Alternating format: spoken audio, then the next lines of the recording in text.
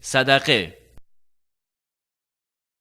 زمانی که الله عزوجل زکات را بر مسلمانان فرض نمود و مقادیر آن را نیز بیان کرد، همچنین باب وسیعی نیکویی را از خلال صدقه نفلی گشود، زیرا که برای تقرب به الله متعال غیر از صدقه فرضی صدقه نفلی نیز داده می شود. صدقه نفلی در همه اوقات مستحب است و بخصوص در هنگام نیاز. در کتاب الله و در سنت رسول الله صلی الله علیه و سلم بر آن تشویق شده، طوری که الله تعالی فرموده است: چه کسی به الله قرض حسنه میدهد تا آن را برایش چندین برابر بسیار زیاد بگرداند. و نیز رسول الله صلی الله علیه و سلم فرمودند: کسی که به مقدار خرمایی از کسب پاک که الله تعالی جز پاک را نمیپذیرد صدقه بدهد، الله تعالی آن را به دست راست خود میپذیرد و سپس آن را برای صاحبش پرورش میدهد، همان طوری که یکی از شما کره اسبش را میپروراند تا اینکه مانند کوهی بشود. و نبی اکرم صلی الله علیه و سلم کسی را که پنهانی صدقه میدهد در جمله 7 کسی شمرده که الله تعالی در سایه خود در روزی که سایه‌ای جز سایه او نیز قرار میدهد، و مردی که صدقه میدهد پنهانی، طوری که دست چپش از آنچه که دست راستش انفاق کرده نمیداند.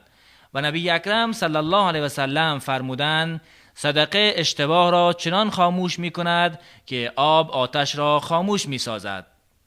و مستحب است برای هر مسلمان که به خویشاوندان نیازمند خود که نفقه آنها بر وی لازم نیست صدقه بدهد، مانند عموهایش و داییهایش و زن به شوهر فقیرش و امثال اینها، که این صدقه بهتر است از صدقه دادن به دیگران. الله تعالی می فرماید: یتیمی خویشاوند. و در حدیث شریف آمده است: صدقه بر مسکین صدقه است و صدقه بر خویشاوندان 2 چیز است، یکی صدقه و دومی ارتباط خویشاوندی. باید که زکات را از مال حلال خوب و دوست داشتنی خود برگزیند.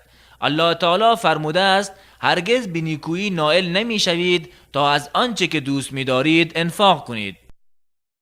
همچنین پنهانی صدقه دادن سنت است، زیرا که این شیوه به اخلاص نزدیکتر و از ریاکاری و خودنمایی دورتر است و به معزز داشتن فقیر نیز نزدیکتر می باشد.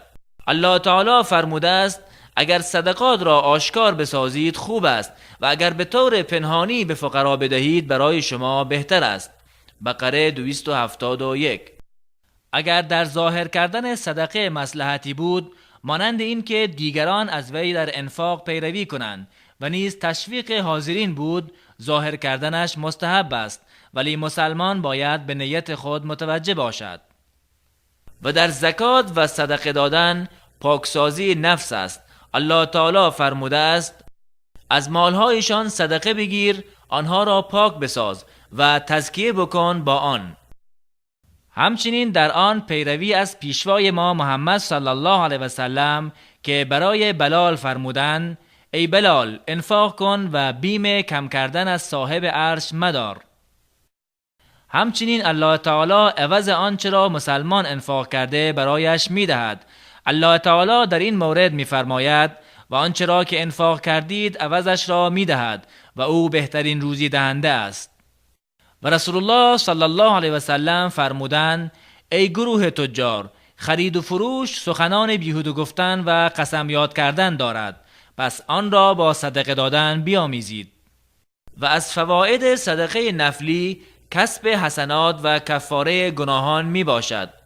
و رسول الله صلی الله علیه و سلم فرمودند: کسی که به مقدار خرمایی از کسب پاک که الله تعالی جز پاک را نمیپذیرد صدقه بدهد، الله تعالی آن را به دست راست خود میپذیرد و سپس آن را برای صاحبش پرورش میدهد، همانطوری که یکی از شما کره اسبش را میپروراند تا اینکه مانند کوهی بشود.